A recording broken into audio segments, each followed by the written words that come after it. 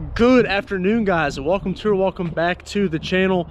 Today's video is interesting because both the trucks are here side by side. This is the very first video where they're both in the video. I've really just filmed stuff on the Duramax, and the Duramax has been, for the most part, alone, or the truck was not beside it, but now we actually get to see it beside it. But what today's video is mainly about is the reason the Cat Eye did not go to Myrtle Beach to Nopi, because there is problems with it. So I'm going to go over what's wrong with that truck. We're also going to cover some of the questions I've been getting about getting rid of the Cat Eye, and that is certainly not going to happen. But as always, if you're not already, go follow me over on Instagram at Austin04_Z71. I post up everything I'm doing there.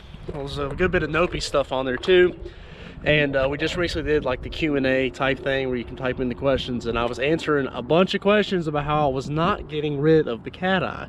So without further ado, let's go ahead and get started. So the Cat Eye is still here. There's something wrong with it, but I'm not getting rid of it. It's not going anywhere. I love this truck, and I have no plans to get rid of it. In fact, if you see, it's perfectly clean right now. I just actually washed it when I washed the Duramax. Let me tell you, cleaning two trucks is a job. Like washing them all the way, it's a workout. I have to go to the gym. I just washed both these trucks.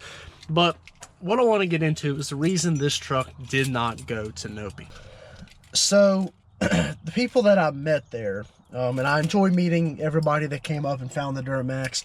I love talking to you guys, and sometimes I can talk forever about trucks. I really can. I have to end up like pulling myself away, but it was great meeting a lot of you guys. But I was telling people there the reason that the truck wasn't at Nopi, and the reason is low oil pressure. So you guys know we put the new engine in it.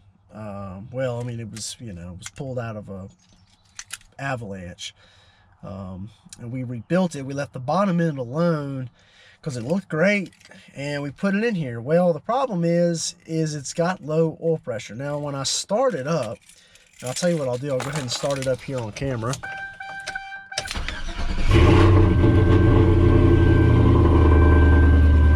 I'll shut that so we can hear ourselves think. So if you see there, it's showing 40 psi of oil pressure. Okay, well, at idle, that's actually pretty good. That's about normal.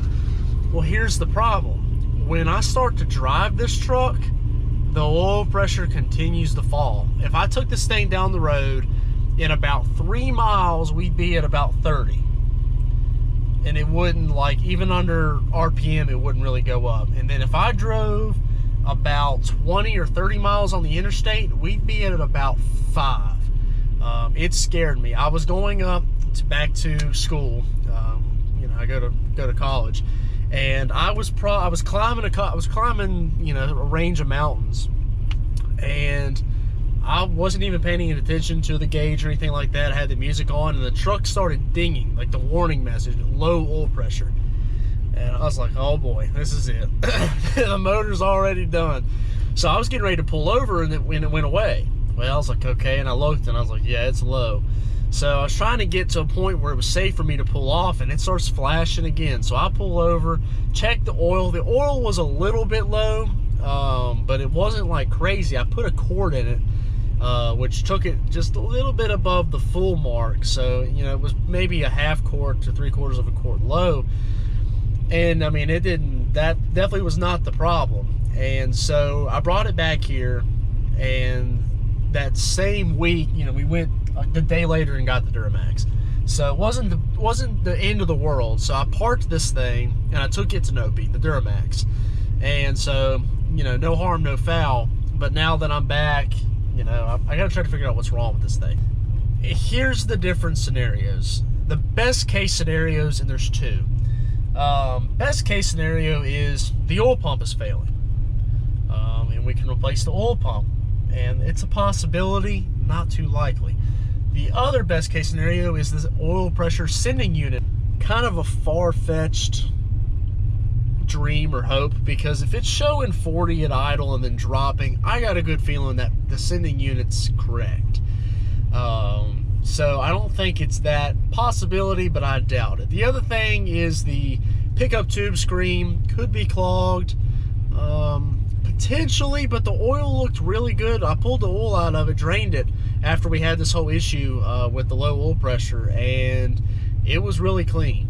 So this leaves worst case scenario. Worst case scenario, crank bearings, cam bearings, and you know, which would involve this engine being torn completely down again, and that would really suck. But it's a possibility that that's what's wrong. So my plan is to put a mechanical gauge on this thing, you know, so that way it's no electronic stuff, to actually see what this oil pressure is, get it up to temperature, run it, all that, and see what it is. If it is in fact dropping, I'm gonna go with the idea that it's bearings. And if it is bearings, I don't have an answer yet what we're gonna do on it. You know, thankfully I've got the Duramax to drive for the time being, but we'll have to do, I guess we'll have to pull the engine out of this thing, and that would really suck. And see, I want you guys to see right now, I've been letting it run, it's already dropping. You know, we were at 40 at idle just a little bit ago, and I'm watching the needle. It might move here. It starts to dance a little bit, but let me give it a little bit of RPM too. It's going up right now. And see, that right there is the reason I don't think it's the sending unit or the oil pump. I think it's the worst case scenario. I think it is cam bearings, because if it's going to go up when I give it RPM, the sending unit's working fine, and I think the oil pump's working fine too, which is terrible. And it really sucks that's what I think it is. But I guess I'll just have to figure out the problem. But so that's what's wrong with the Cat Eye. Now let me cover the issue of what I'm doing with it. So I don't have any plans to get rid of this truck. I love this truck. This is my build. You know, I built this truck. I've had it for almost 6 years. July will make 6 years. I've done everything to this truck.